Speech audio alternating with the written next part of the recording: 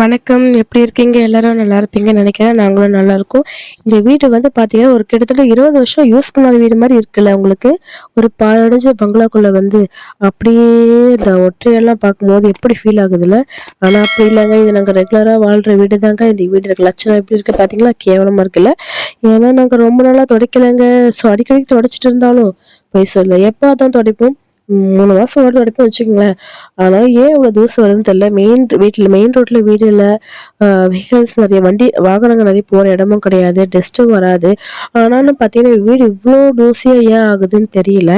So இப்பதான் ரீசென்ட்டா clean பண்ணாங்க. அதுக்குள்ள இப்படி ஆயிடுச்சு மோசமா. ஒரு ஒரு 5 வருஷம் கிளீன் பண்ணாத மாரி கேவலமா இருக்கு.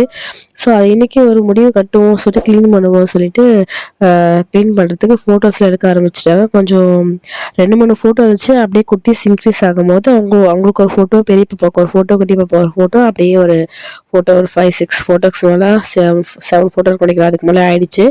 ஸோ நல்லாருக்கு, அழகா இருக்குல்ல. ஸோ குட்டி பாப்பாக்கு தான் எக்ஸ்ட்ரா ஃபோட்டோ எடுக்கல. ஸோ அத எடுக்கணும். அது எப்ப எடுக்குறதுன்னு தெரியல. ஸோ வீடு பார்த்தீங்கன்னா எப்படி இருக்கு பாருங்களேன். செவுருலாம் ரொம்ப மோசமா இருக்குல்ல. இதுவும் ஃபேன்ல இன்னும் அதிகமா இருக்கு. அது வந்து என்ன ஆகுதுன்னா, ஃபேன் சுத்தும்போது அப்படியே கீழ வந்து ஒண்ணு ஒண்ணா விழ ஆரம்பிச்சுச்சு. ஸோ அதனால இப்ப ரொம்ப அதிகமாயிடுச்சுன்னு கிளீன் பண்ணலாம்னு சொல்லி கிளீன் பண்ண ஆரம்பிச்சுட்டாங்க.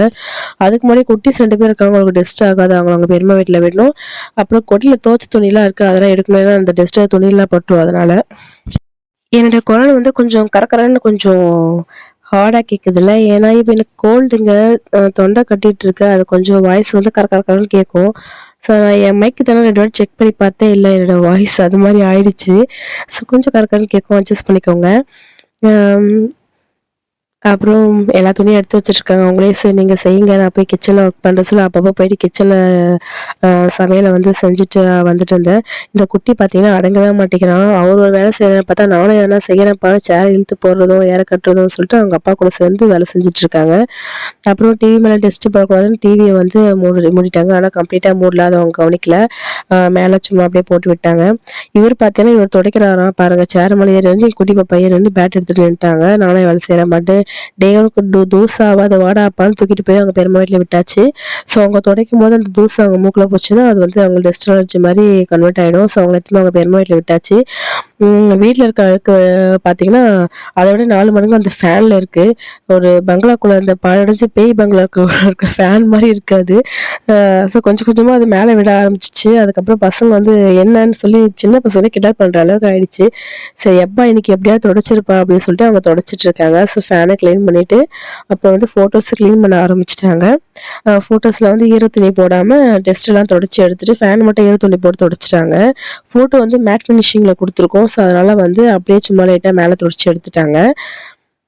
ஒரு நாள் தொடச்சு பார்க்கும்போது ஒரு மெமரபிளா இருக்கு போல. ஸோ துடைக்கிறாங்க, தொடச்சு ஃபோட்டோ பார்க்குறாங்க. சரி பாருப்பா அப்பயாவது ஞாபகம் வருதான்னு பார்க்கலாம்னு சொல்லிட்டு, ஸோ ஸ்வீட் மெமரீஸ் இல்லையா ஃபோட்டோஸ்லாம் எப்பவுமே.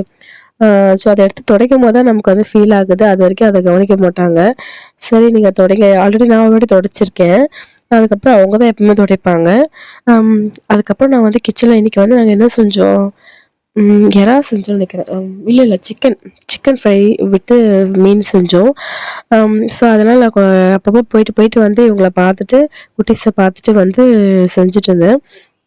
ஸோ வந்து ஆல்மோஸ்ட் கிளீன் ஆயிடுச்சு. எப்படி இருக்கு பார்த்தீங்களா? ஃபர்ஸ்ட் இருந்ததுக்கும் இப்போ எனக்கு வித்தியாசம் தெரியுதா? ஆ கிளீனா இருக்குல்ல? ரொம்ப தூசியா ரொம்ப மோசமா இருந்துச்சு. அதெல்லாம் தொடைச்சு பளபளன்னு மின்னுது வீடு. அப்படியே ஃபோட்டோஸே ஜொலிக்குது இல்லையா? அது கொஞ்ச நாள் தாங்க அந்த மாரி இருக்கும். 1 மந்த் கூட தாங்காது. அதுக்குள்ள வந்து டஸ்ட் அப்படியே ஒட்டறியா அப்படியே ஃபுல்லா ஸ்ப்ரெட் ஆயிடுது. நெறைய வண்டி போறதுல தான் அது மாரி ஆகும். மெயின் ரோட்ல தான். ஆனா எனக்கு இங்கேயே ஆகுது. எங்களுக்கு வந்தனாலருந்தே எனக்கு புரியல. வீட்டுக்குள்ளேயும் அப்படிதான் இருக்கும். அம் ஓகே நம்ம வந்து சமைக்க ஆரம்பிச்சிடலாம். சாரி சமையல வந்து கன்டின்யூ பண்ணலாம்னு சொல்லி வந்துட்டேன். ஆல்ரெடி உலக்கழுவி வச்சாச்சு. சாப்பாடு சிக்கன் தொக்கு செஞ்சாச்சு. இல்ல. வெயிட். சிக்கன் தொக்கு செய்யல. சிக்கன் வந்து கழுவி வச்சிருக்கேன். சிக்கன் வந்து மசாலா போட்டு வச்சிருக்கேன்.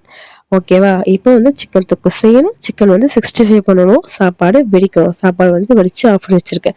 இப்ப கரெக்ட்டா சொல்லிட்டேன்னு நெனைக்கிறேன். ஸோ ரசத்துக்கு புளி ஊற வச்சிருக்கேன். இதையே நான் சொல்லிர்றேன். ஓகேப்பா. அப்பப்போ போயிட்டு அவங்களுக்கு ஹெல்ப்னா நான் துடைக்க மாட்டேங்க. எனக்குமே டஸ்ட் ஆகாது. எனக்கு டஸ்ட் அலர்ஜி இருக்கு. அதனால வந்து அவங்கள துடைக்க விட்டு அப்படியே நைஸா ஆயிடுவேன் நானு. அப்புறம் வந்து குட்டீஸும் மேல அங்க விளையாடிட்டு இருக்காங்க. எந்த பிரச்சனையும் இல்ல. அப்புறம் நீங்கலாம் எப்படி இருக்கீங்க சொல்லுங்க. இதெல்லாம் பார்க்காதீங்க. ஐயய்யோ! காமிச்சுட்டேனா? இது வந்து ரொம்ப மோசமாக இருக்குல்ல. ஏன்னா சாமான் தேய்க்கல, எப்பவுமே நைட்டுக்கு வந்து தேய்ச்சிருவேன், அது தேய்க்கல, சண்டே தானே பார்த்துக்கலாம் சொல்லி விட்டாச்சு.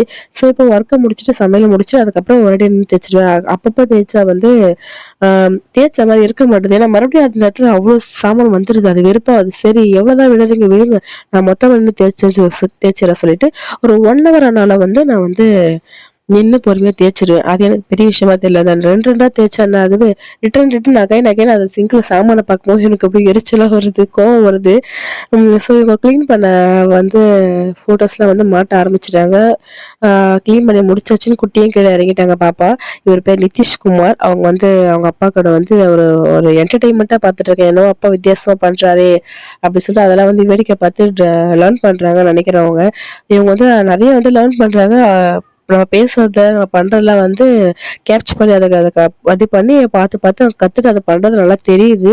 திருப்பி நம்ம ஏதாவது பண்ணும்போது அது திருப்பி அதை பண்றாங்க அவங்க. ஸோ ரொம்ப கியூட்டா இருக்கு. ஓகே, நீங்க வந்து மாட்டி வைங்க சொல்லிட்டு நான் வந்து ஃபேன் ஒரு வீடியோ எடுத்துட்டேங்க. அதை கிளீன் பண்ணதை காட்டணும் இல்லையா, அதனால. ஸோ இப்படி ஃபேன் சுத்தமா இருக்கா. இது வந்து பாத்தீங்கன்னா இதை பார்த்து கிண்டல் பண்ணாதீங்க. இது கிச்சன்ல ஒட்ட வேண்டிய ஸ்டிக்கர் ஹால்ல ஒட்டி வச்சிருக்கேன். ஸோ நிறைய பேர் கிண்டல் பண்ணுவீங்க. ஓகே. ஓகே, சிக்கன் ஃப்ரை முடிஞ்சிச்சு, சிக்கன் தொக்கோ முடிஞ்சிச்சு. நாங்கள் சாப்பிட போகிறோம். எடுத்துகிட்டு போய் குட்டீஸு கொடுத்து அது வந்து ஹோட்டல் ஸ்டைலில் லெமனில் வச்சுருக்கேன். அது நல்லாயிருக்கும் சாப்பிட்றதுக்கு. அது ஒரு வாட்டி சாப்பிட்டு பழகிட்டோம். எப்போலாம் சிக்கன் 65 செய்யலாம் அப்போ லெமன் வித் ஆனியன் வச்சு சாப்பிடும். ஸோ வாங்க சாப்பிட்லாம். Take care all of you. Video பார்த்த எல்லாருக்கும் ரொம்ப ரொம்ப நன்றி. ஸோ இனிமேல் என்னை வீடியோவை சப்போர்ட் பண்ணுங்கள். ரொம்ப நாள் ஆச்சு வீடியோ போட்டு. ஸோ இனிமேல் கண்டினியூவாக வரும். சப்போர்ட் பண்ணுங்கள், சப்ஸ்கிரைப் பண்ணுங்க என் சேனலுக்கு. அப்படியே லைக் பண்ண மறந்துடாதீங்க. வீடியோ பார்த்த எல்லாருக்கும், பார்த்துட்டு இருக்க எல்லாருக்கும், பார்க்க போகிற எல்லாருக்கும் ரொம்ப ரொம்ப ரொம்ப நன்றி. Thank you so much. Tata, bye bye. Take care, all of your friends. Bye.